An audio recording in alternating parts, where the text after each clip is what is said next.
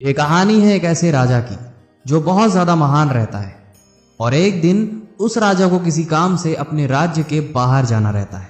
राजा को एक जहाज से जाना रहता है क्योंकि वहां पे पैदल जाने का कोई सोर्स नहीं था। राजा इतना ज्यादा दयालु और महान था, इसीलिए पूरा गांव उससे खूब सारा प्यार करता था। इसीलिए जब राजा वहां से जा रहा होता है तो पूरा गांव उसे छोड़ने के लिए आता है। और जब राजा अपने जहाज पे चढ़ने ही वाला होता है, तुरंत ही भीड़ में से एक आदमी आके राजा को ये कह के जाता है कि राजा जी, आपको जंगल में एक 2 फुट का आदमी मिलेगा जो कि आपको चुनौती देगा उससे लड़ने के लिए, लेकिन आप उससे लड़के उसको पराजित करके उसको जान से मार डालिएगा। और उसकी ये बात सुन के राजा अपने जहाज पे चले जाते हैं और फिर जहाज वहां से रवाना हो जाता है।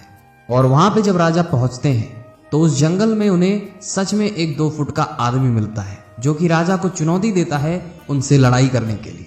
राजा उसकी चुनौती स्वीकार करके उससे लड़ाई करते हैं और अंत में आसानी से उसे हरा देते हैं। लेकिन जब बात आती है उसे मारने की तो राजा कहते हैं कि तुझे जान से मारने से मेरी कोई महानता नहीं है। और ऐसा कह के राजा आगे बढ़ जाते हैं। 2 दिन बीतने के बाद राजा से फिर वही आदमी मिलता है, लेकिन अब वो 2 फुट का नहीं बल्कि 4 फुट का हो जाता है और फिर से राजा को ललकारता है।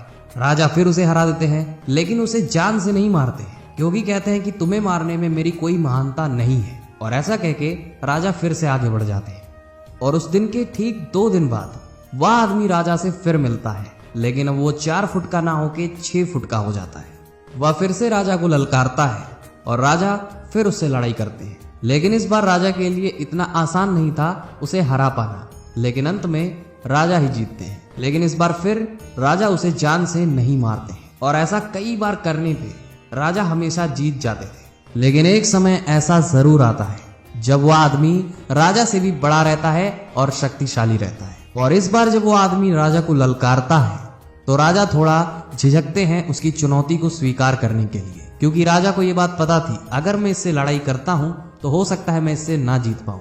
लेकिन राजा तो महान थे, वह उसकी चुनौती को स्वीकार करते हैं और जैसे तैसे करके राजा उसमें जख्मी हो जाते हैं। राजा का हाथ टूट जाता है, लेकिन अंत में उस व्यक्ति को हरा देते हैं। लेकिन इस बार राजा उस व्यक्ति को जिंदा नहीं छोड़ते हैं, राजा उसे मौत के घाट उतार देते हैं और उसके बाद वह व्यक्ति कभी नहीं आता है राजा के सामने। ऐसी ही होती है हमारी जिंदगी की मुसीबत। अगर सही समय पे हम उसका जड़ से उपाय नहीं करते हैं तो वही छोटी सी प्रॉब्लम हो सकता है हमें भविष्य में एक बहुत बड़े रूप में हमें तकलीफ दे। इससे अच्छा हमें उस प्रॉब्लम को, चाहे छोटी हो चाहे बड़ी हो, प्रॉब्लम को सॉल्व करके ही आगे बढ़ना चाहिए।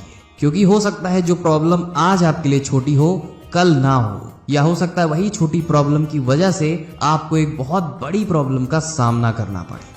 इसीलिए दोस्तों, अगर आप भी छोटी मोटी प्रॉब्लम को अवॉइड कर देते हैं तो ऐसा मत करिए, उसका जड़ से उपाय करना जरूरी है। दोस्तों, कैसी लगी आपको ये वीडियो कमेंट सेक्शन में बताइएगा, हम जानना चाहते हैं कि आपकी राय क्या है।